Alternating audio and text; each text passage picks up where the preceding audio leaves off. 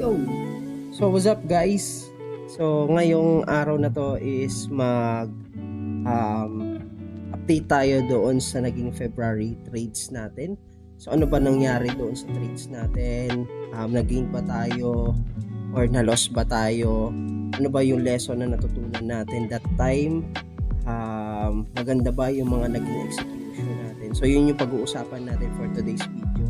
Sayang din naman kasi sa trading journey natin kung hindi natin marirecord yung gantong yung nangyari sa February natin. Kasi for me, kung babalikan natin to, dumating man yung after 3 years, 5 years, meron tayong mapupulot na aral dito. Kaya eto ngayon, actually lately, hindi talaga ako nakakagawa ng video. Kasi, ayun, hindi naman talaga tayo fully sa paggawa ng video. Meron tayong mga tamad moments, lalo na aminado ako, lalo na ngayong tawag na to, ngayong month na to na puro tayo talo, as in sinong gaganahan gumawa ng video na yon, which is yun yung nilabanan ko kasi ito yung magpapaganda sa trading journey natin pero wag naman sana na puro tayo talo. So ayun, February nagkaroon tayo ng mga losses, which is yun yung kailangan dapat nating ma-record. Ano yung mga matututunan nating aral doon, ano yung mga emotions during nung nagkaroon tayo ng consecutive losses, no? Ano pa ba? So yun yung pag-uusapan natin ngayon. So pakita ko sa inyo ano yung nangyari doon sa trades natin, ano yung result, and yun. So month of February nagkaroon tayo ng 19 trades and 13 ng trades natin doon is loss, and yung win naman natin is nagkaroon lang tayo ng 3 wins. So kung titignan, mababa yung win rate natin for the month of February. So ang pinakamalaki, pag tinotal natin yung loss natin, natalo tayo ng $239. So nagkaroon naman tayo dun sa trade naman natin na tatlo, which is kumikita tayo ng $182. Kaya yung total natin negative 56 tayo. Okay, so dito itong pinaibot ko lang to is para makita ko ano bang mga coin yung nagkaroon tayo ng mga loss and win, and yung mga ratio tuwing nananalo ba tayo compared dun sa talo, mas malaki ba yung naipapanalo natin compared sa natatalo. So for the month of February, so ito yung mga naging trades natin. So kung titignan natin yung mga risk natin na nilagay natin is within the range pa naman natin ng risk. So pinakamalaki lang natin na risk is yung negative 30% tayo. Dito din pala sa month of February nagkaroon tayo ng adjustment. So dito nagkaroon tayo ng gain of confidence since ang maganda yung naging performance natin sa February. And kung maaalala nyo, last year ang allocation na natin per trade is $100. So nung nagkaroon tayo ng losing streak nung November and December, kaya tayo nag-cut. So dito rin for the month for the year 2026 nagbago din yung leverage natin. 5x leverage naging 10x leverage na yung ginagamit natin. So ngayon nagkaroon tayo ng adjustment for the month for the year 2026. So nag-cut tayo nung allocation natin. So nung January na-maintain natin yung nag-gain tayo ng confidence, nag-add tayo ng allocation, which is ginawa na natin siyang 100. Pero sad to say, failed yung mga attempt natin noon nung nagtaas tayo ng allocation kasi lahat is nagkaroon ng loss. So may mga magandang trades naman tayo which is finalo natin talaga as per plan yung execution natin, and nauwi lang siya sa break even. Gain na tayo ng mga 40%, 50%. In-adjust lang natin to break even yung mga position natin. And ayun, sad to say, hindi nag-materialize siya after natin mag-adjust and nag-rally pataas siya, which is nauwi lang tayo sa break even. Marami din tayong losses. So ito yung mga loss natin. Meron tayong 13 loss, and for me naman lahat naman yan is within the parameters natin. Kung paano tayo pumasok, bakit tayo pumasok. Pero ayun, may mga nakita lang akong adjustment. Kung titignan natin, $100 na siya. Pero yung allocation natin in a percentage wise almost same lang sila. Naglalaro lang sila from 25 to negative 20%, which is good sana. And kung nag-materialize to, maganda-ganda sana yung naging result ng performance natin. Pero sad to say, ayun, during our trades, the market is nag-sideways lang, which is ito yung pinaka hindi natin gusto pagdating sa setup natin, kasi yung setup natin is more on trend, no? Kailangan may trend siya. So most likely pumasok tayo nung nagkakaroon ng mga breakdown, pero ayun na, since nasa consolidation lang siya, tumataas bumababa, hindi nagtutuloy sa pinaka-target natin, umaakyat ulit siya or nagsa-sideways lang siya. Kaya ang naging result is nahihit lang yung mga cut loss natin. So lesson learned to sa atin. Meron din naman akong nakita dito na pwede kong gawing adjustment for the month of March. So tingin ko magiging conservative din tayo as long na nakikita natin na nagsa-sideways yung market, is mas maganda na umiwas muna tayo. So for isang example natin dito is si H-bar. So may mga trade tayo kay H-bar na magaganda yung naging execution natin. Example, eto. So during our trade, ito yung mga maganda naging ang nakita ko kasi dito nung kinuha natin tong part na to, ayan, maganda naging execution natin, which is ang nakita ko dito kasi meron siyang strong trend. So isa rin to na which is nag-gain din tayo dito kay H-bar.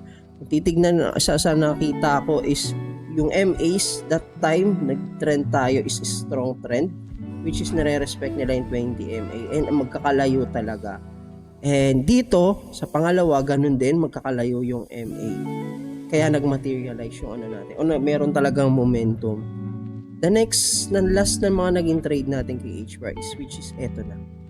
So, isa sa nakita ko dito, nag-short tayo pero yung MAs natin is nagko-consolidate or spaghetti na. So, tinatayaan natin na babagsak pa ulit pero yung price is nagko-consolidate lang, which is, ayun, nauuwi lang sa cut loss. So, isa din to. So, tingin ko, isa yun sa mga don'ts, no? Isasama natin sa don'ts or do's natin. So, ano yung mga iiwasan natin, ano yung mga iti-trade natin. Pero dito naman, dito naman is for me is a good trade naman. Finalo or respect natin yung mga stops na nilagay natin and nasa ano na market na yon, kung magtutuloy siya or hindi. Pero for the March, siguro additional ano lang to, additional confirmation na okay yung magiging trend. So yun yung magiging adjustment natin.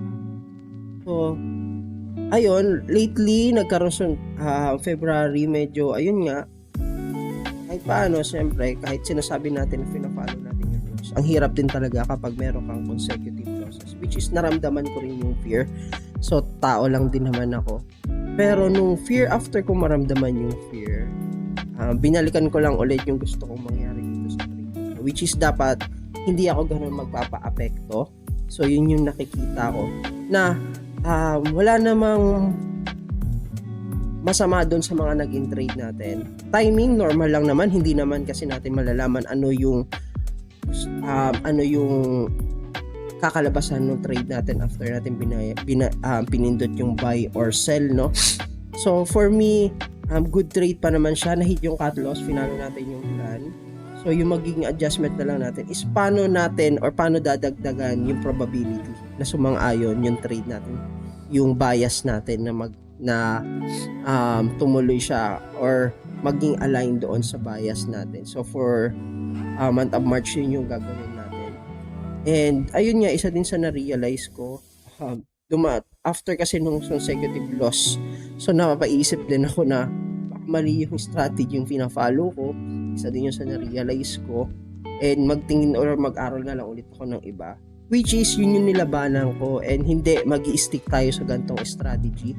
Kasi paano mo malalaman nga naman yung isang strategy kung after nagkaroon ka ng mga losses, lilipat ka na agad, which is yung data natin is hindi pa naman fully 1 year or 2 years na ginagamit yung data natin. Meron pa tayong mga adjustment na ginagawa. So for me, hindi pa siya perfect. And ito kasi yung year na kung saan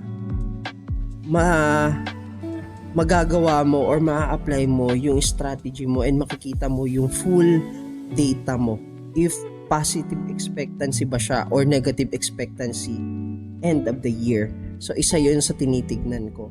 And yun yung nagpalakas na lang ng loob sa akin. And yun nga, isa din yun sa isa rin sa inisip ko na paano ako magkakaroon ng mastery kung patuloy akong tatalon sa iba't ibang strategy. So isa rin yun sa na-realize ko after kong mag-reflect doon sa mga ginawa ko. Month of January, okay naging performance natin. Nung nag-reflect din naman ako sa February, wala namang okay naman yung naging trade ko. Kung ano yung setup, yun din naman yung nag-enter lang ako during na nagpakita ng entry.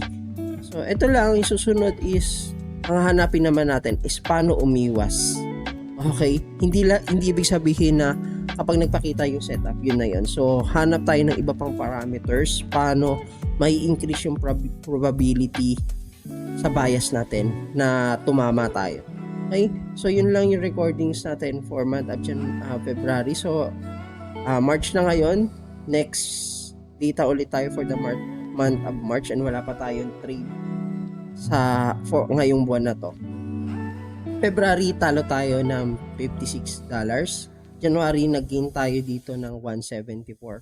So currently, ang gain lang natin na ngayon is 117, and yung running capital natin is $337 coming from 220, and yung average win rate natin from 60% noong January, nag-end na tayo na 38.71%. So ngayon, since nagkaroon tayo ng consecutive losses, ang kailangan kong gawin ngayon sa March is medyo magbawas ulit ng allocation. So back to 50% ulit tayo, and ang naiisip ko na mag-a-adjust na lang ulit tayo ng allocation kapag na-reach na natin yung 1,000 USD. So for me, tingin ko hindi pa to yung time, and darating na rin naman tayo dyan.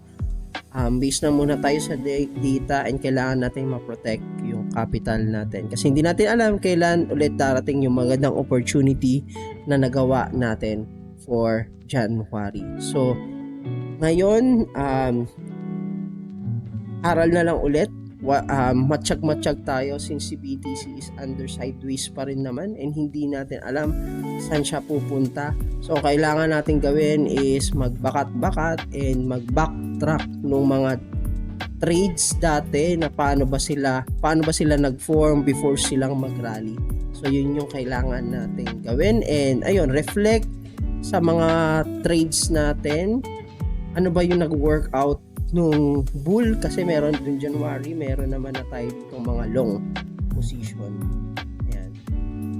So meron tayong mga long position dyan which is nag-gain, and kung titignan natin dito sa ginawa nating mga file, so kung titignan natin yung mga long, ayan, na win is ano ba yung mga itsura nila that time, bakit tayo nag-gain, so paano tayo pumasok, paano tayo nag-enter that time, paano tayo nag-exit, ano ba yung tinignan natin, ano ba yung fino-form ng chart, or ano ba yung pattern na ginagawa niya bago siya nag-rally.